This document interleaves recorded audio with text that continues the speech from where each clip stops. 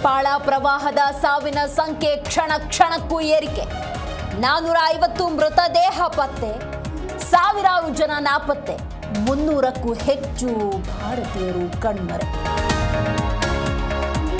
ಪ್ರವಾಹದಲ್ಲಿ ಕನ್ನಡಿಗರು ಸಿಲುಕಿರುವ ಆತಂಕ. 2 ದಿನಗಳಿಂದ ಪೋಷಕರೊಂದಿಗೆ ಸಂಪರ್ಕ ಕಡಿತ. ಧಾರವಾಡದ ರಾಕೇಶ್ ನಾಯಕ್ ಮನೆಯಲ್ಲಿ ಆತಂಕ.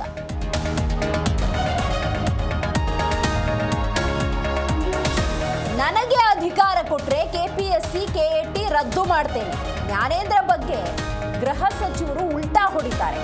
ಎಚ್ಡಿ ಕುಮಾರಸ್ವಾಮಿ ವಾಗ್ದಾಳಿ.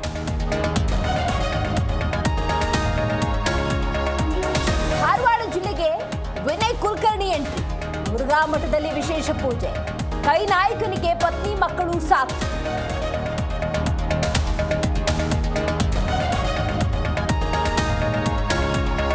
ಕಾವೇರಿ ತಟದಲ್ಲಿ ಮಳೆರಾಯನ ಅಬ್ಬರ. ಕೆಆರ್ಎಸ್ ಜಲಾಶಯಕ್ಕೆ ಹೆಚ್ಚಿದ ಒಳಹರಿವು.